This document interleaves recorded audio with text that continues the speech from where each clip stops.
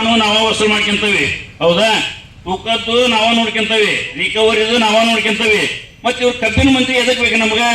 ಇವ್ ಕಬ್ಬಿನ ಮಂತ್ರಿ ರಾಜೀನಾಮೆ ಕೊಟ್ಟು ಇದೇನು ಸಕ್ಕರೆದು ಡಿಪಾರ್ಟ್ಮೆಂಟ್ ಐತಲ್ಲ ಇದನ್ನ ಡೆಮಾಲಿಷ್ ಮಾಡಿಬಿಡ್ಲಿ ಸರ್ಕಾರದಿಂದ. ತುಳಾನ ವರ್ಷಕ್ಕೆ 4-5 ಕೋಟಿ ರೂಪಾಯಿ ಅವ್ರಿಗೊಂದು ಕಾರು ಅಡ್ಡಾಡ ಖರ್ಚು ವೆಚ್ಚ ಕೊಡ್ತೈತಿ. ಅದು ಮಜಾ ಮಾಡ್ಕೊಂತ ಅಡ್ಡಾಡೋ ಬದ್ಲಿ ನಮ್ಗೆ ಅದ ದುಡ್ಡು ಉಳಿದ್ರೆ ನಮ್ಗೆ ಉಳಿತೈತಿ.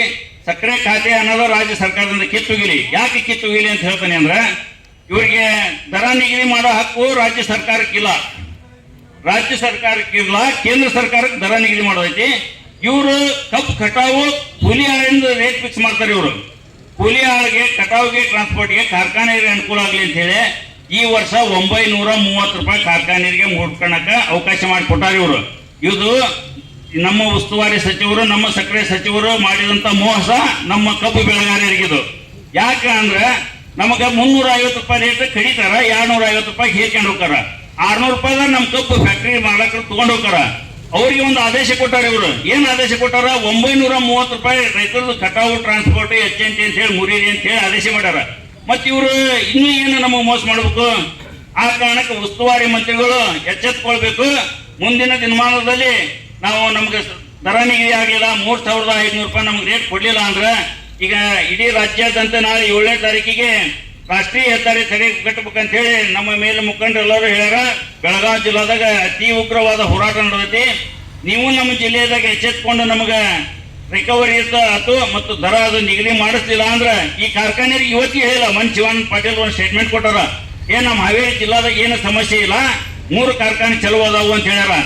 ಸಚಿವರ ನಿಮ್ಗೇನಾರ ಮಾನ ಮರ್ಯಾದೆ ಕಿಮ್ಮತ್ತು ಇದ್ದಿದ್ರೆ ನೀವು ರೈತರ ಮೀಟಿಂಗ್ ಕರೀರಿ. ಫಸ್ಟ್ ಕಬ್ಬು ಬೆಳೆಗಾರ ಮೀಟಿಂಗ್ ಕರೋದು ಏನಾಗೈತಿ ಏನಿಲ್ಲ ಅನ್ನೋ ತಿಳ್ಕರಿ.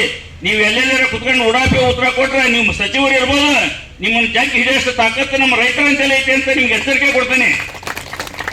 ಮುಂದೊಂದು ದಿನಮಾನಗಳಲ್ಲಿ ನೀವು ಅದನ್ನ ರೈತರ ತರಬೇತಿಯಿಂದ ಮರ್ಯಾದೆ ಹಿಂದೊಮ್ಮೆ ನೀವು ಮರ್ಯಾದೆ ತಕೊಂಡಿರಿ. ಹಾವೇರಿ ಜಿಲ್ಲಾಕ್ಕೆ ಬಂದು ಬಿಟ್ಟಲೆ ರೈತರು 5 ಲಕ್ಷ ರೂಪಾಯಿ ಕೊಡ್ತೇವೆ ಅನ್ನೋ ಉದ್ದೇಶಕ್ಕೆ ಆತ್ಮಹತ್ಯೆ ಮಾಡ್ಕೊಂತಾರ ಅಂತ ಹೇಳಿದ್ರಿ. ಮತ್ತು ನಾವೆಲ್ಲರೂ ರೈತ ಸಂಘದವರು, ರೈತರೆಲ್ಲ ಮುಖಂಡರೆಲ್ಲ ಗೆರವು ಹಾಕಿದ್ದಕ್ಕೆ ತಪ್ಪಾಗೈತಿ ಅಂತ ಐಬಿ ಮುಂದೆ ಕ್ಷಮೆ ಕೇಳಿರಿ. ಅದನ್ನ ನೀವು ಮರ್ತಂಕಾಗೈತಿ. ಮತ್ತೆ ಅದನ್ನ ನೆನಪಿಸ್ಬೇಕಂದ್ರೆ ಮತ್ತೆ ಬೇರೆ ಒಂದು ಹೋರಾಟ ಹಾಕ್ಯಂತವಿ.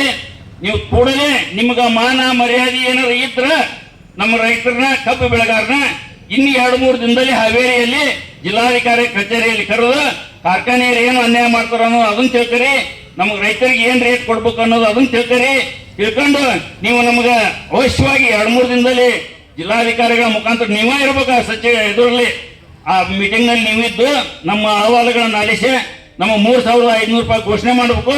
ಇಲ್ಲ ನಾವು ರಾಜ್ಯ ಹೆದ್ದಾರಿಯನ್ನ ಬಿಟ್ಟು ರಾಷ್ಟ್ರೀಯ ಹೆದ್ದಾರಿ ತೆಗೆದು ಪ್ರತಿಭಟನೆ ಮಾಡಬೇಕಾಗತ್ತೆ. ಇದು ಎಚ್ಚರದ ಗಂಟೆ ಅಂತ ನಿಮಗೆ ಹೇಳ್ತಾ ಇದ್ದೀನಿ. ಇಲ್ಲಿ ಮಾತನಾಡಲಿಕ್ಕೆ ಅವಕಾಶ ಮಾಡಿಕೊಟ್ಟಂತ